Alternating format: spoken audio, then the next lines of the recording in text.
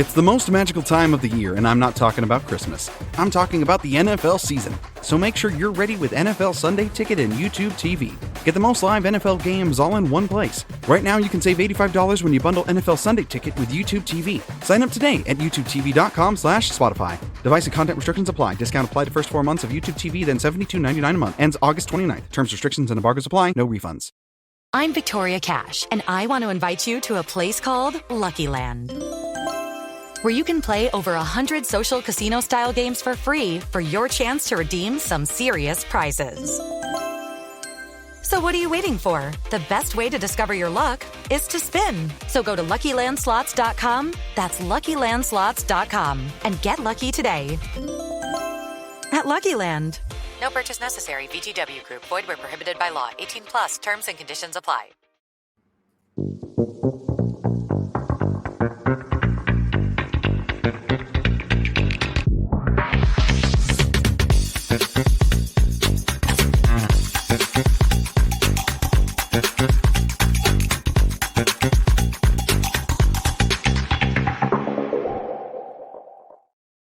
We may live over 5,000 miles from Lincoln Financial Field, but what we lack in proximity, we make up for in the film study. And each and every week, we'll be bringing you in-depth film breakdowns from across the pond and the Sooner State.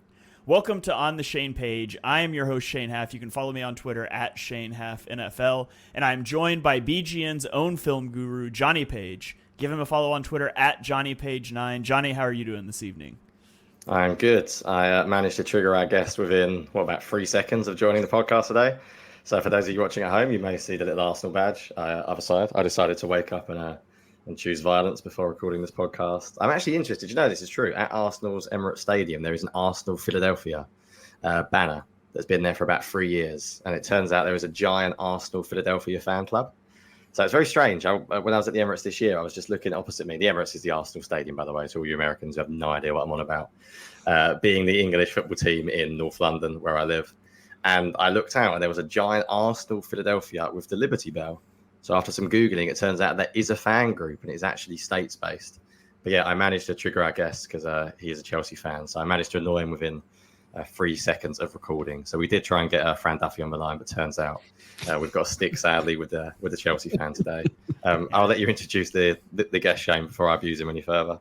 Johnny bashing our guests before we even introduce them. We're also joined today by who I think is a special guest. Johnny apparently differs, but it is Josh Davis. Give him a follow on Twitter at the PHL Special. You can check him out on YouTube. He does a lot of great work on YouTube at the Philly Special Show. Josh, how are you doing this evening? I am doing pretty good, Shane. I appreciate the intro. Johnny, not so much, but, hey, to each their own. Everyone's got a fan of something else. So despite the fact that I'm a Chelsea fan, and that's what triggered me, because, again, see the red hop on, I'm like, oh, wait a second, that looks like it. And yep, see the badge there. So but I am excited to be on here with you guys. Appreciate the invite, especially, it's the off season, talking about different stuff. So it's always fun to talk birds, especially when there isn't as much going on because, we got to talk about something. But longtime watcher, very excited to be here. So I appreciate it. Well, we're happy to have you on. And Johnny, before we dive in, I do have to give you a weather update because we let off last time with you complaining that it was like 85 degrees or something in England. And oh boy. Our heat finally broke here after like 32 days with no rain whatsoever. On July 4th, we had like a big poolside cookout thing at my in-laws that we were in the middle of it, and all of a sudden we got 70-mile-an-hour winds and torrential downpour. After 32 days of no rain at all, we got 6 inches of rain in like 5 hours. And so that was a lot of fun, and now we've got no rain again, and it's really hot. But we had that one moment on the 4th of July when it rained, and we also thought our roofs might blow off. So that's how weather is in Oklahoma. Josh down in Texas can probably also sympathize with our heat. But Johnny, how's your weather? Have you cooled off a little bit?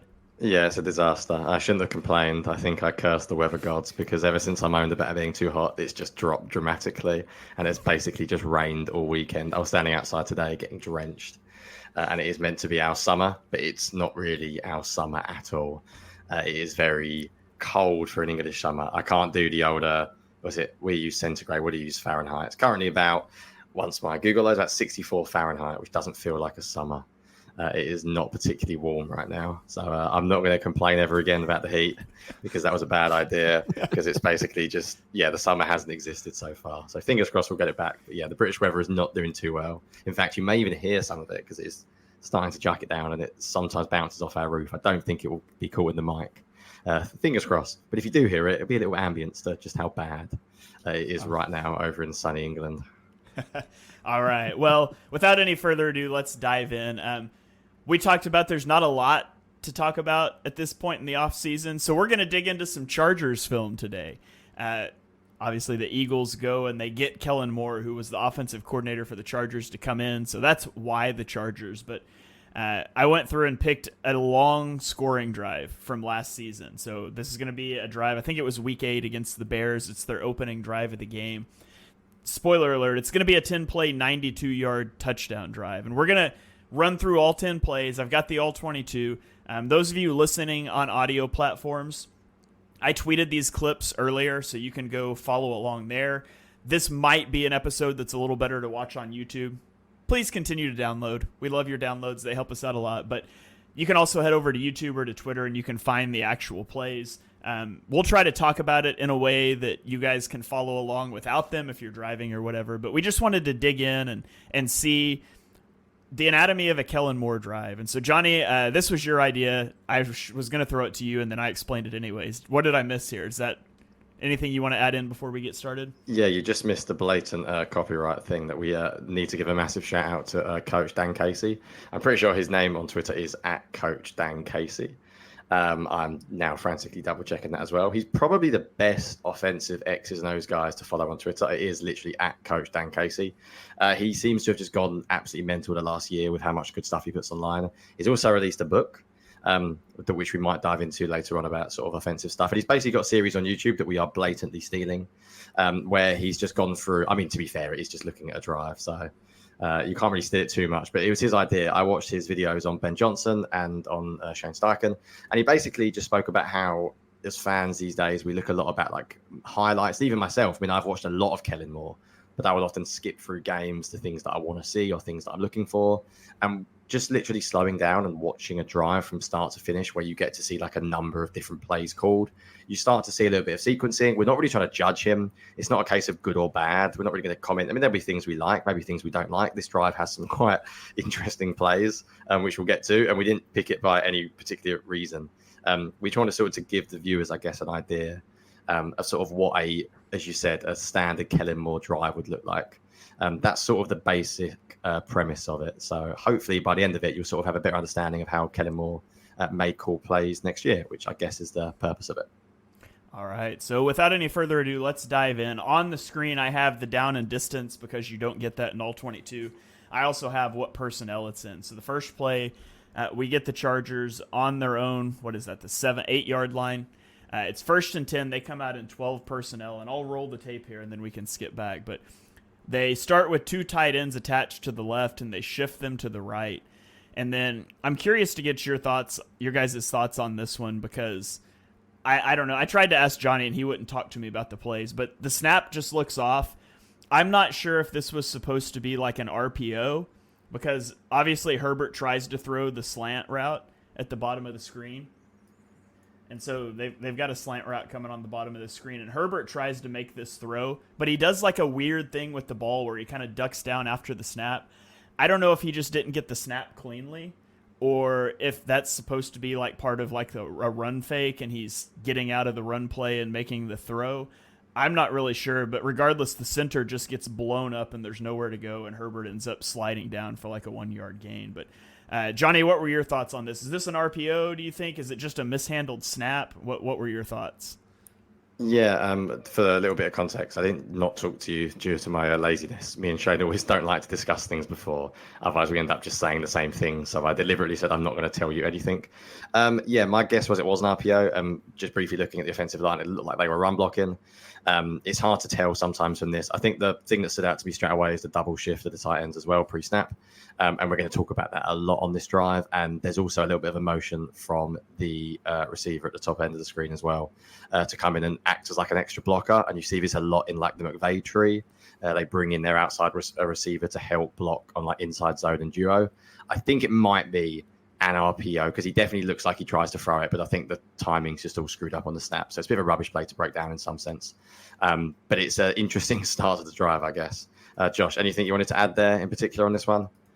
No, I mean, I think you guys covered it pretty well there. I was just looking at the reaction really from all the guys. Definitely a busted play of sorts. But no, I think hit the nail on the head as far as just, anytime Herbert's taking the carry for a yard or two, didn't go as planned. But, it looked like an RPO there.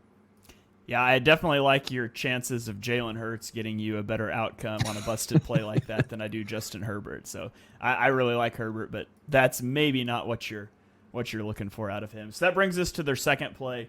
It's 2nd and 9. They stay in 12 personnel. And this time you're showing single high coverage pre-snap, and you've got off coverage at the bottom of the screen, which is where he's going to end up going here. But we're going to get motion again, a wide receiver coming across the formation. And they just sort of run like a route up the seam with 2 sit routes. And I know that's something that Chargers fans and Dallas fans have talked about in the past, is Kellen Moore's like propensity to just run curls. And there's definitely some of that in this play. But at the end of the day, you're getting single high and you're trying to stretch that seam, and you've got off coverage. And so I don't know if there's some sort of option built into this play, but those are those types of underneath throws that I think Herbert's really good at executing. Josh, anything that sticks out to you on the second down play here? Yeah, I mean, I think, and we'll talk about it, I guess, through the entirety of the drive. But I think for me, you mentioned there, it's like, yeah, it's not a flashy or sexy play, sometimes with the curls and whatnot, but it's taking what the defense gives you. And I think what stood out to me is the motion for one. Like, we know that Kellen Moore loves to use similar alignments or similar formations, usage of motion and things like that, but to play your kind of different disguises. But it's just kind of a quick option there. Is Herbert takes the snap, look at the read, make the throw. Just don't make it too difficult. And, again, I think we'll probably get into it a little bit later here in the drive, but we all saw that way too many times from the Eagles offense. So it's not one of those like, oh, hey, did you pick up a 20-yard gain? No. And are you pulling up for a third down here? Yes. But at the same time, it's like you still move it forward, keep moving down the field, and obviously with a 10-play, 92-yard drive. But I think it's just promising. Take what the defense gives you. All right. Johnny, anything that you want to add in there on the 2nd and 9 play? Yeah, nothing in particular. Just to start off, they're still in 12 personnel, but it's a very different look. So you see first play, they come out, 2 tight ends, both like in line. Looks like it's going to be a run game, a run play on the center. Second play is more shotgun. You shift to like sort of the 3-by-1 set. It looks to me like a 2-sided read. So it looks like Herbert's got basically 2 options. It looks like a sort of double curl or stop, whatever you want to call it, on one side, which he chooses. I mean, it looks like he's got like a slant flat on the other side. So I think maybe that's something we'll see a little bit more of. Maybe Hurts, or in this case it was Herbert, having the freedom at the line of scrimmage to maybe pick a side. Half-field reads, much more common these days. You don't really see a lot of full-field reads around the league as much. So very common, very standard, quick game. Nothing too interesting. I guess just to point out the difference in the alignment that you mentioned, Josh, sort of pre-snap. Same personnel grouping. I'm assuming same players or same personnel. I wasn't actually looking exactly who was on the field. But my guess is it's the same. But within 2 plays, you've got an under-center play with 2 inline tight ends, and then you've got them spread out from the shotgun. So already you can see like a variety of different formations that may be used. And I think it's set up 3rd and 5. Am I right, Shane? Yeah, it sets up a 3rd and 5, and there is a substitution here because they're now in 11 personnel. And Johnny, I'll let you take us through this one first. Let you get your thoughts here. So I'll click play and you talk to us about this one. Yeah, so as I look over, firstly they shift pre-snap, so they're 3-by-1, then they go to empty. And this is almost very, very similar. This is quick game. This is double slant. So when you're 3rd and 5, you've got 2 deep safeties. Basically, you're spread into empty. Get rid of the ball very, very quickly. The safety actually does a really good job driving on the football quickly, but essentially it's enough. And again, that's 2 plays in a row where they've been willing to go quick games. So for those of you that maybe think Hurts and the Eagles offense was a little bit over aggressive at times, maybe you'll be pleased to see a 3rd and 5 play where they basically just try and get the bare minimum. The only thing I would say about this play, watching it back a few times, is when you go empty and you run everything quick game, it looks really condensed. And if you actually pause it, Shane, when he makes the catch, like you could draw a ring around all of the players, and like it's a very small. So from a pure like play design point of view, I mean, they get the first down. There's nothing against this, but I would like to see as a play caller be a little bit more spread out. So it's almost like it's so quick game. Like you often hear analysts talk about spreading a defense horizontally and spreading a defense vertically. They're not doing that here. Again, it could be because, again, we've not watched this game in depth. They may have seen the Bears on film beforehand. They may know this is available. They get the first down. The quarterback is quite far off. But it's a pretty easy read, once again. I would say as good as someone like Justin Herbert is still pre-snap, I think you can see him almost picking a side before he even does anything. And I think it's very similar to the first play in that it's pick a side. They're both running double slants, triple slants to the right, and it's essentially take your pick. Also interesting that so far we haven't really seen any real motion. We've seen shifts. There's been a lot of shifts before the snap, but we haven't seen any actual movement sort of as Herbert is snapping the ball. This is very easy for a quarterback, this kind of read. But still, it does mean that Hurts maybe has to be a little bit sharper pre-snap because they're obviously going to give him the ability to maybe pick a side at the start. Anything else interesting there? Anything I've missed? Josh, I'll throw it to you before we go back to Shane. Yeah, I mean, not really. I think you called it out there. It's the quick game to it, the efficiency, but at the same time, too, I mean, it'd be a breath of fresh air to just take what the defense gives you. So the fact that you are using that and then saying, all right, hey, here's a quick slant, pick up the first down, move the chains, 11 personnel. I mean, that would be very refreshing. But no, nothing else aside from Herbert being efficient and quick with that. And naturally, I think the idea would be that Jalen starts to pick that up as well. Yeah, I think. First of all, you get that motion out to empty, and the linebacker follows the running back. So you're pretty clearly in a man look. We got Eagles X's and O's. We got Eric chiming in on YouTube, says that 6 should have stayed with inside leverage. And it's interesting because I think they're playing out cover 1. Like I think it's less the safety makes like a great read to come down and more that it is cover 1 because you see everybody's got outside leverage on this play. But number 6 steps inside of the tight end and then bounces back out. And if he stayed inside, it would take that away. So I'm not sure if he was confused or what they were trying to do there. But one thing I will say is if you think about running something like this with the Eagles, first of all, I would like a better, like you said, don't have everybody run a slant, like run crash on one side, do something. Because if they did jump to inside leverage pre-snap, every route breaks inside. That'd be tremendously hard to get any sort of positive play. But also with Jalen Hurts, if you're going to empty out like that, you've also got a massive running threat. And so that's just something, too, that Jalen Hurts brings to the table that Justin Herbert doesn't. And so it makes going empty like that a little bit more dangerous, I think, although for a different reason. So regardless of how we get there, they do get the first down. They'll keep the drive alive. And Johnny, I've got to throw to you first on this one. Because they're in 12 personnel. I'm calling this like 12X personnel because they have an extra offensive lineman. And so we've got an offensive lineman at fullback. Those of you that like tracking personnel groupings generally not generally.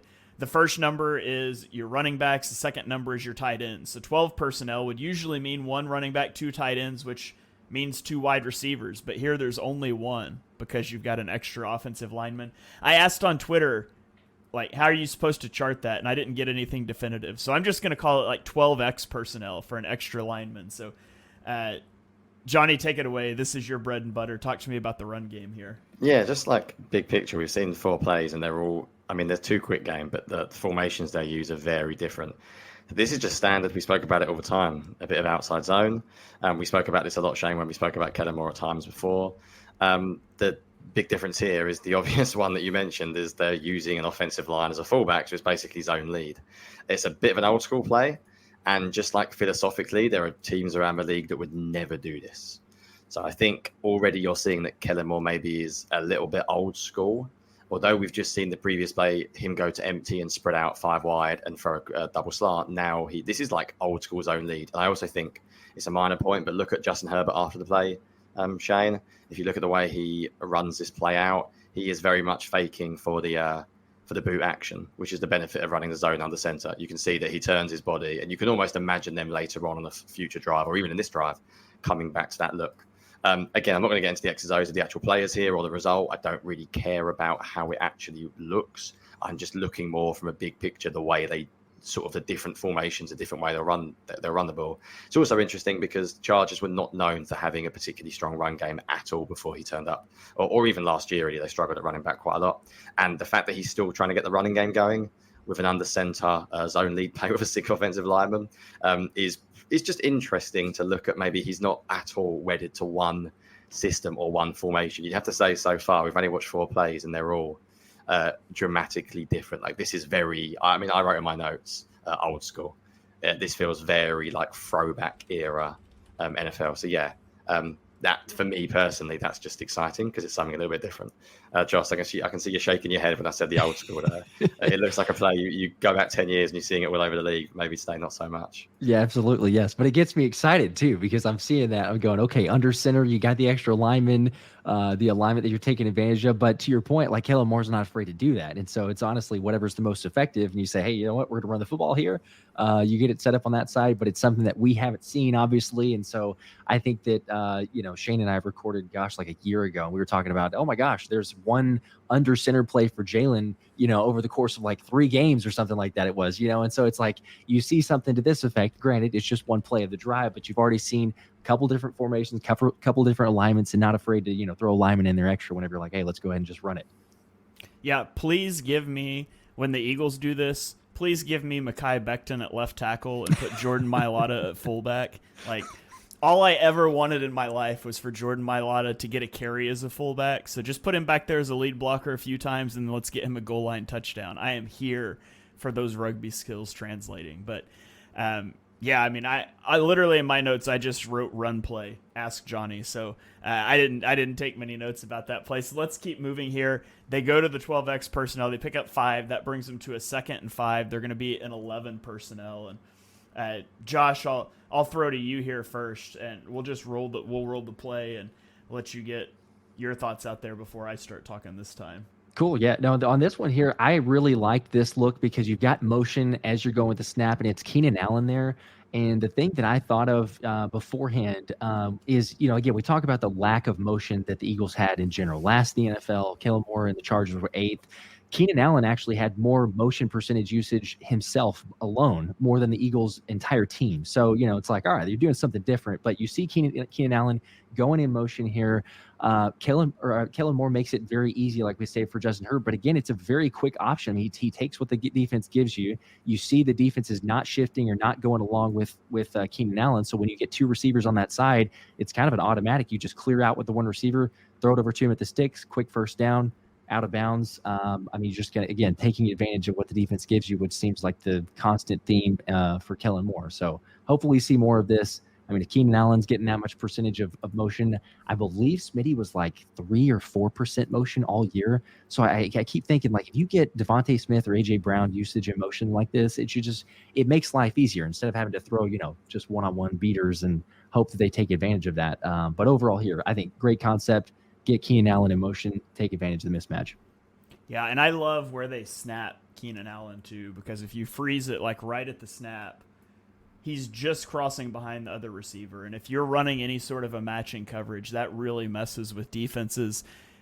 Who is the outside receiver? Like, who's the number 1 receiver here? Because 2 guys can see that very differently. And it's not exactly like the speed motion that the Dolphins were running with like Tyreek Hill and Jalen Waddle, because it's not really trying to get upfield, but it's just confusing how defenses are going to label these guys, and it puts your defender into a conflict.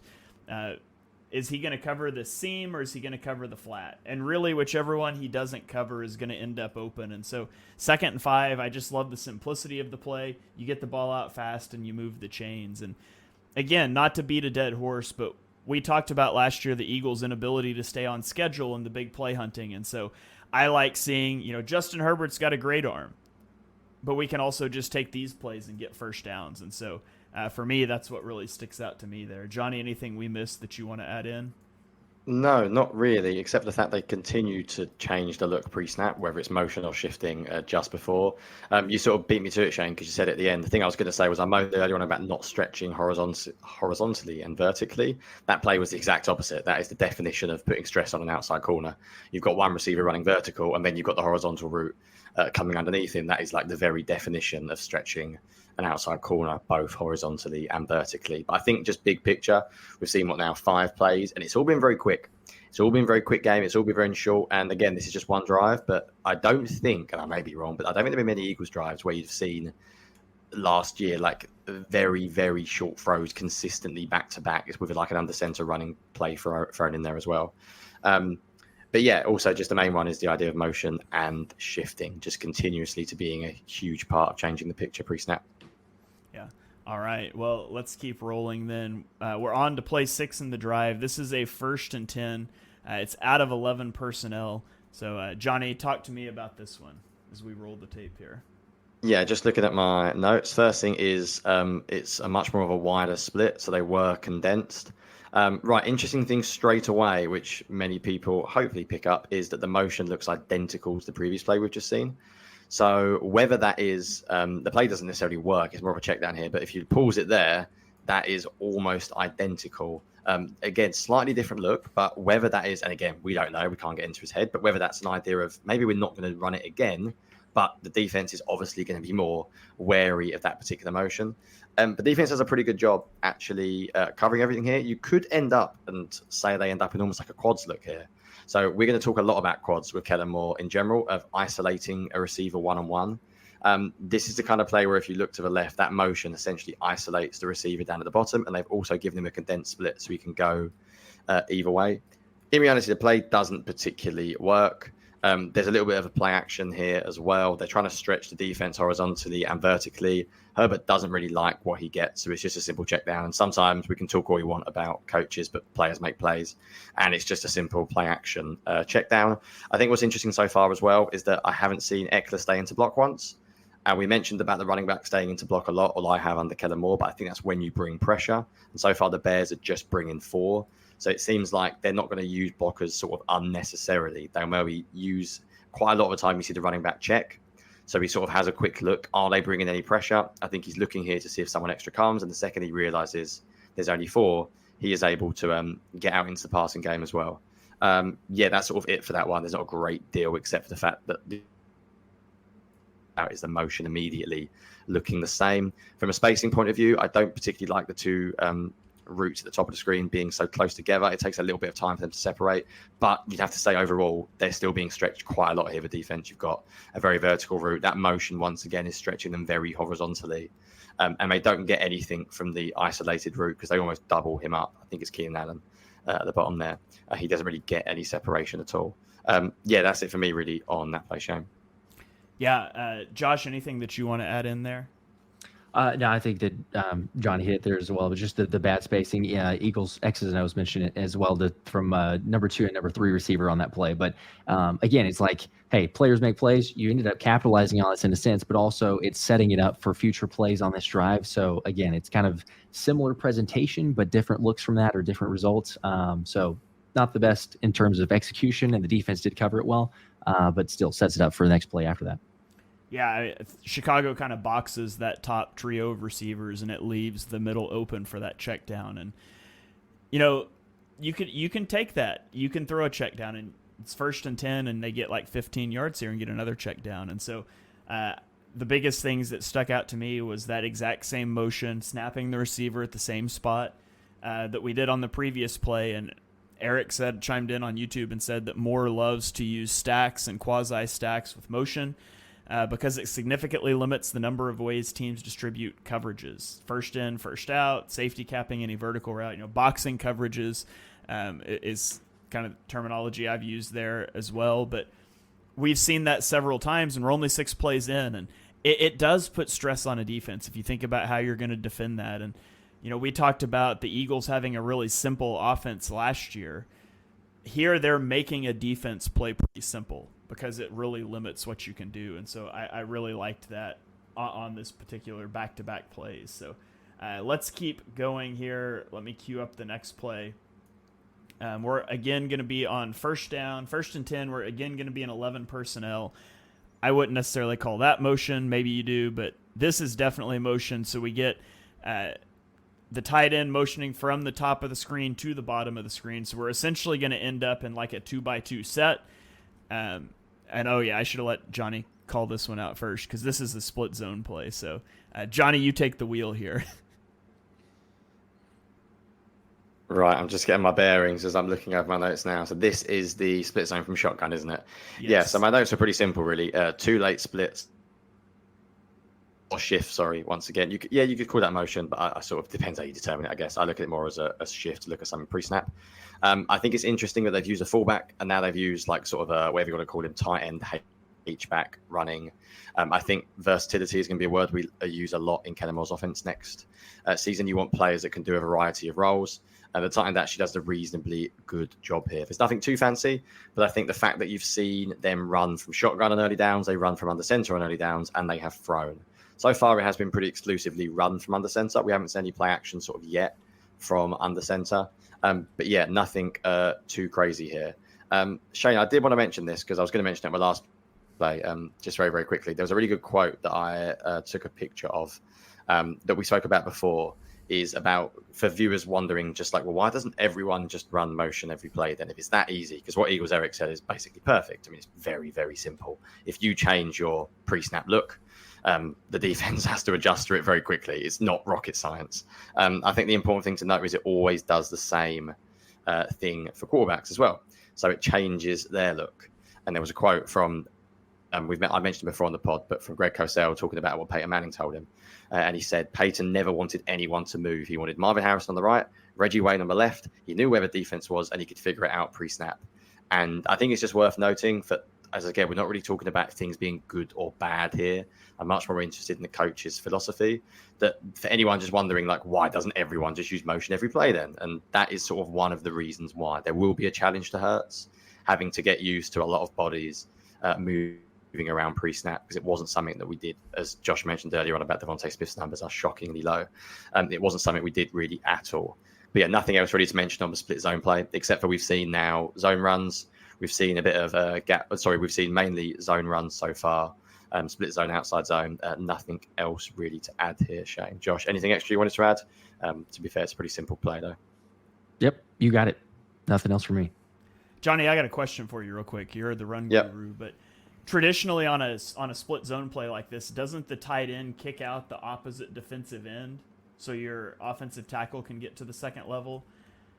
So typically, at least the way I've seen it, you would get the double team here on the defensive tackle. Your offensive tackle is getting to the second level for this linebacker, and you would kick out. But that's not what they do. They actually have the tackle take the defensive end. They get the double team, and the tight end just like pulls through and tries to wrap the linebacker. That's a little reason why abnormal, isn't that? Yeah, the reason why though is, and you're right, it is a little bit abnormal. But the reason why I don't really read into things like that is, I mean, firstly, it depends on obviously the front you're playing against. They run a lot of weak zone runs here. It was the same here when they run to the weak side of a defense. But I think without me knowing the Chargers personnel very well, I always find it very difficult to analyze why other teams do things. Like, is there a reason why the tight end can't kick out? Is there a reason why they don't want the tight end to go against the defensive end of the Bears on that play?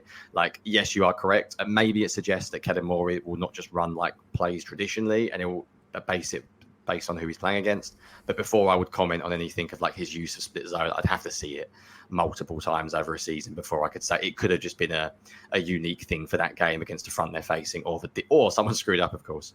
And it shouldn't have actually been run like that at all. So yes, I sort of see your point, but without looking at like every split zone rep from the Chargers, I probably wouldn't have too much about in the specifics as to why they ran it like that. Okay, fair enough. Any run game question I have is always coming your way. So Eric's chiming in again on YouTube saying it's a lot harder to defend runs like that against the Eagles because Hurts is, that makes you +1 in the running game because Hurts is the threat to keep that ball too. That Justin Herbert's simply not. And I mean, how many times last year did we see the Eagles pull Dallas Goedert across the formation like he's going to kick out block, and it was really that little RPO where Hurts could give it, he could sprint out into the flat and sort of use Goddard as the pitch man. And so absolutely right that, I'm excited to see what the Eagles can do with that. They were just so reliant on it last year. So let's get into the next play here. That gives us a 5-yard gain. It sets up a 2nd and 5. They are in 12 personnel here. And this play, I about fell out of my chair the first time I watched this play.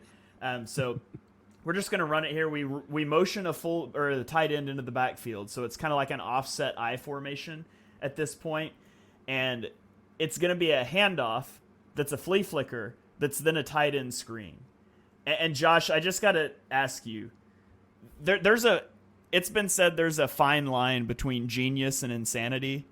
Is Kellen Moore flying too close to the sun here? Like, do we need a flea flicker into a tight end screen? Like, is that genius? Is that insane? I don't know what to make of this play. Yeah, like I would be okay if the Eagles don't run this play, especially seeing it. I know hindsight's 20/20 and everything else, but like the defense, they played it fairly well. I don't know if it was a like last minute, oh, he's getting it, and all of a sudden you had an option in case the safety came down. You could throw it over the top, but like, yeah, you have your tight end there. He kind of makes a man miss. You do pick up the first down. It could have very easily resulted in like no yardage at all. So that one for me, yes, to your point of the insanity, I'm like, I'm okay if we don't want to run those, because as I was even watching, I'm like, oh my gosh, this should go bad in so many different ways. I mean, if the running back fumbles a snap, the toss back, the defense is back there pretty quick as it is already. So, I mean, Justin Herbert's got to go with like a sidearm angle to even deliver that to the tight end in the first place. So, I mean, this one,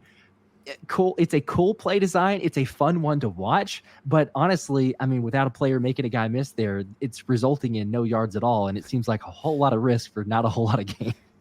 I mean, when I watched this play the first time, my first thought was, whoa, that's really cool. And then my second thought is, that's really dumb. Maybe, question mark? I didn't even know. Johnny, what's your take on this play? Yeah, well, this was the one when you told me about and you said, just wait till halfway through the drive. I think the thing that surprises more than anything is that this feels completely unnecessary.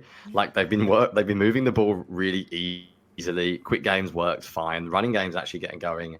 So it feels like I guess, and it tells us something a little bit about Kellen Moore. And again, this is something we've said before, Shane. He's more willing to try a little bit of trickery than the Eagles have been of late. You will see a few more. I mean, whether this is a trick play or not, but you will see more plays like this. The flea flicker in general, I've never really understood. Like, I sort of feel like it's just the risk to reward benefit is so risky or whatever I'm trying to phrase it, when you could just basically run play action. And as long as you disguise the ball well enough, you can basically just run a play action screen. I think the interesting thing is, and I'm going to keep mentioning this, you'll notice personnel barely changes. It's 11 and 12, but their looks are different on basically every single snap. They don't look the same. Like, every single play looks different. This is now, if you go back to it, Shane, because remind me, I'm pretty sure this is where there's a shift right into almost like a fullback you mentioned. This is under center. Correct. This looks like, once again, like a heavy run play. You have a shift to like a H-back, fullback type. So you start out under center, then you shift him back into the backfield. And if you watch what 84 does at tight end, he's properly like blocking. Like if they run this play, that's a proper lead zone. So we've seen 2 plays on one drive with essentially like a lead blocker. But this time they don't actually run it. They fake the lead. It's not necessarily, I can't remember from anyone actually, is it outside zone or is it just a standard zone? But either way, I think they're basically running that sequencing of the play they did earlier on. So what was it, the 4th play of the drive? They ran under center zone lead, and now they're doing the exact same about 4 plays later, but they're throwing it. So I think you're seeing a little bit of sequencing here. You're seeing him coming back to a look he's used later on. But the personnel stays the same. Everything else looks different. Like every play looks very different. And again, I'm not saying that's good or bad, because there are some coaches that don't need to do that. The Eagles offense has been fantastic of late, or for the last few years, being relatively simple. It's not always good. But you can just tell that it's very multiple. Yeah, that is a play when I was, as you said, genius or not. I wouldn't run that on 2nd and 5 after like 6 good plays. Maybe I'd run it on like a 1st and 10 if I'm 14-0 down and there's 2 minutes left at the half. There we go. Yeah, as Eagles Nexus does. I didn't even see that comment from Eric, but there's a time and a place to run a play like that. That felt like one he looked at in the week. He liked the look of it and was like, I've got to run that play, even if it didn't really fit the drive at all. But I guess they got the first down. So, and it's not like it's the 4th quarter and he's just had this one up his sleeve and has to get it off. This is the opening drive of the game, so he had plenty of time. That's what makes it really unusual. The only thing we can say from just doing one drive is maybe there is a little bit of rationale when he comes back later on. I don't think he's going to run another flea flicker, but maybe every time they don't fake play action, maybe they do run it more under center that game after this one, and they're trying to sort of set things up for later. But as an individual play call, it's a little bit of a weird one. Let's put it that way. All right, well, that brings us to the 9th play of the drive. They're across midfield here at the 43.5-yard line. 1st and 10. It is 12 personnel. And Josh, talk us through this one.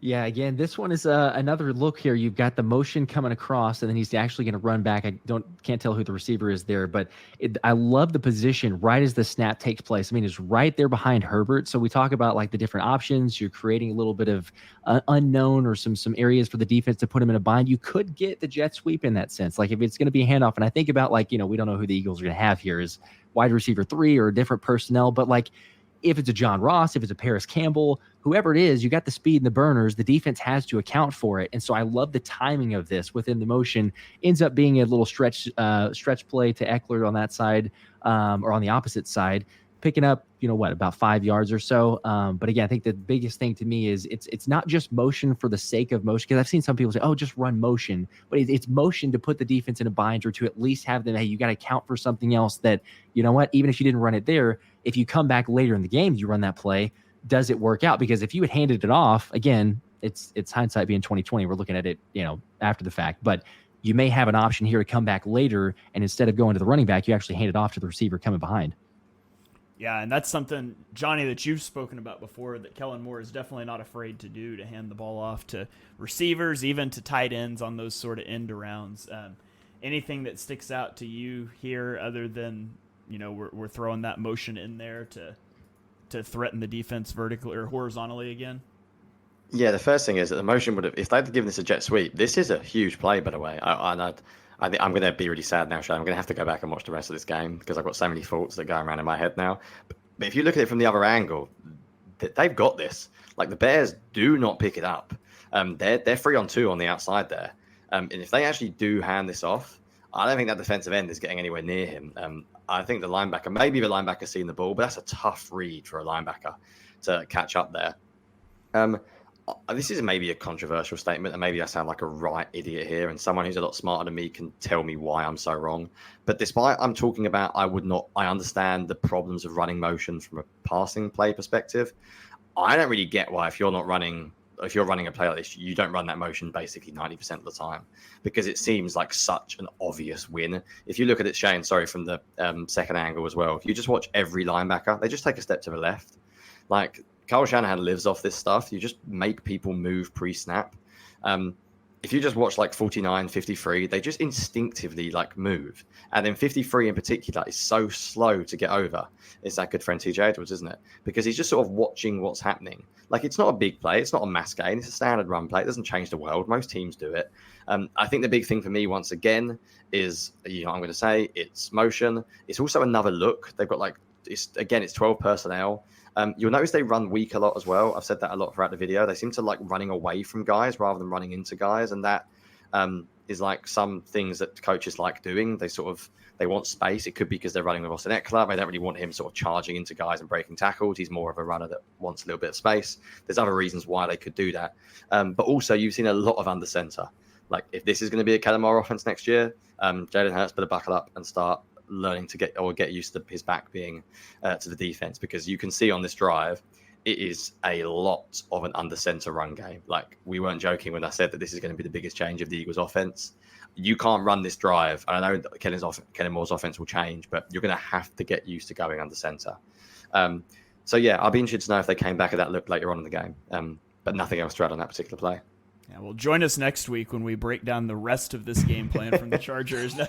We've got a comment coming in on YouTube here from Kawan that says, imagine that play with Saquon Barkley, Landon Dickerson, and Jordan Mailata. Absolutely. And yeah, that's just a little bit of an insight into the sickness that us film people have, is that I'm sure Johnny and I are both going to watch the rest of this game later today.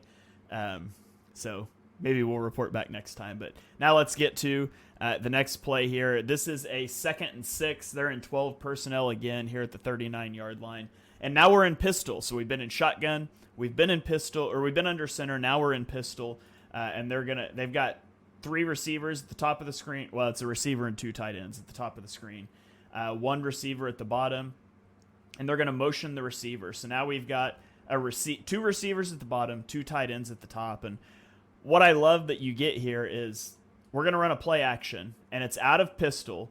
and Justin Herbert's going to have to turn his back to the defense, and he starts to roll out. And you're going to get these two tight ends are just sort of sealing the edge. So he's got this room to roll out, and he's going to end up throwing it back to the running back. But you see how the defense bites on that, and now you've got your blockers out in front. Running back makes one guy miss, and you're off to the races. And again, I love that so much. Like, even if you're not comfortable being under center, and some quarterbacks aren't, you can be in the pistol. Like, it's still getting the snap like the shotgun, but you can get the benefit of the play fake and the bootleg, and it just sets up this throwback back to the running back. And you get one-on-one in space, a running back making a linebacker miss one-on-one on space, and then it's off to the races. And this is the play that I want to think about Saquon Barkley running. Like, Saquon Barkley is such a better back than Austin Eckler. And to be able to if you can get him one-on-one in space, and you've got Landon Dickerson and Jordan Mailata, or you've got Cam Jurgens out running in front, man, this play is what excites me. And this is the explosive play. And what I think is really cool is this was an explosive play generated by throwing the ball behind the line of scrimmage. And it's all set up with that rollout. And you talked about, Johnny, I think it was first or second play of the drive, when Justin Herbert handed it off and he carried out that little bootleg fake, and it sets this up. And I think that's just a perfect way to cap this drive. So, Johnny, what were your thoughts on that play? Yeah, I think firstly, the second I saw pistol, I was like, all right, this is going to be a fun year, because you've had one drive, opening script, you've got under center, you've got everything zone running in this game. Actually, there's no gap scheme at all on this drive, which I think is interesting. But this play was all set up earlier on. So this is the play action running back screen, as you mentioned, but they're faking the outside zone bootleg again and again. You can't do that unless you actually run outside zone. We've also seen two different fakes now. We've seen a flea flip. We've seen a play action earlier on a check down. Then we've seen a flea flicker. This, he looks like he's going to boot and then comes the other way. As you mentioned, you're also using the strengths of your team. The Chargers were not a particular, and this is why when you look at stuff like this, it doesn't mean it will carry over to the Eagles, because every team is different. They don't have an A.J. Brown. They are much more of a short, quick game team, despite the fact they got Justin Herbert with Keenan Allen and Eckler. But this is using your players to their strengths. If there's one thing you want Austin Eckler to do, it's to catch the ball out the backfield and to have a linebacker one-on-one. But the whole drive just is so simple. It looked so easy to pick up a few yards, and I know not every drive is going to be like that. But yeah, nothing really else on that play other than it's been set up earlier on. That play was coming based on the work they did earlier on. That would be a hell of a frustrating drive for a defense to open up the game with, because you probably feel like you've seen nothing. You've seen 100 different looks. You haven't really got a feel for what the offense is going to do. So that's all I've already got to add on that. Josh, anything else on that particular play? And then maybe we'll go very quickly to some overall thoughts on the drive in general. Yeah, I think I'm right there with you. Honestly, the fact that, as a defense, you're not going to be happy going through that because you didn't get much of a read. And honestly, if anything, you got set up for more of them. So I'm curious to know what you guys find out as far as, do they hit on some of the plays that they set up if you watch the remainder of the game. But no, I think that it's right. It's just, it feels efficient. You've got quick hitters. It didn't feel forced or difficult at all. And yes, it's only one drive, but still at the same time, it's like so many times of seeing the Eagles offense and Jalen Hurts. And now we're going to get into that as well. But it's like, it's night and day difference of a lot of times it's just kind of a pitch and catch. Like, all right, there you go. Take what the defense gives you. You don't have to force it. You have different options. You're kind of utilizing or taking advantage of what the defense moves or how they move it whenever you've got the motion going on. So overall, no, I think it's a breath of fresh air. Certainly take advantage of the playmakers. And I think that, you talk about like even CeeDee Lamb's mentioned, hey, A.J. Brown, Devontae Smith are going to love being in Kellen Moore's offense. If you have a rival player that's going to go ahead and say that about an offensive coordinator, that to me is exciting. But I think that the more that you see different plays like this, yes, Kellen Moore has certain things he likes to do, but he's also not afraid to change things up or do things that take advantage of those playmakers. So should be very exciting to see how he utilizes all the guys, A.J. Brown, Saquon Barkley. I mean, I can't even imagine where all that's going to go with, but Smitty and Goddard and all those guys. Yeah, and if you go back and look at like the box score for this drive, obviously it started badly with that busted RPO, snap issue, whatever. Once they picked up that first down, they never hit a third down again. They have a 2nd and 5, a 2nd and 5, a 2nd and 6. A couple times they just picked up a first down on first down. Like, they weren't generating explosive plays, but they also weren't living on third down conversions. Like, they were routinely ahead of the sticks with 2nd and 5, 2nd and 6, obviously except for that one play that busted, and they were still able to get out of that and just stay on schedule. So that's a big thing to me. If you can be methodical, it opens up the explosive plays. And so many times last year I felt like the Eagles were chasing the explosive plays into bad looks, and they were afraid to be methodical. And so if you can add some methodical drives into that, I think it just makes you a much more balanced offense.